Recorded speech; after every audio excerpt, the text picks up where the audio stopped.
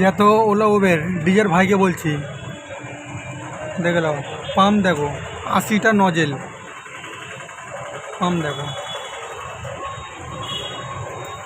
এরকম পাম্প ভারতে কোথাও আছে কি না বলতে পারবো না, ঠিক আছে।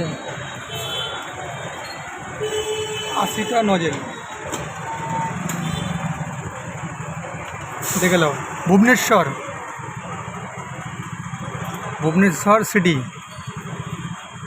দেখো, যেমন গরু হাট লাগে, জানো তো, হাটে গরু লাগে, মাছ বাজার যেন মাছ বিক্রি হয়, তেমনি ঠিক দেখো তেল নিচ্ছে দেখো, এই দেখো,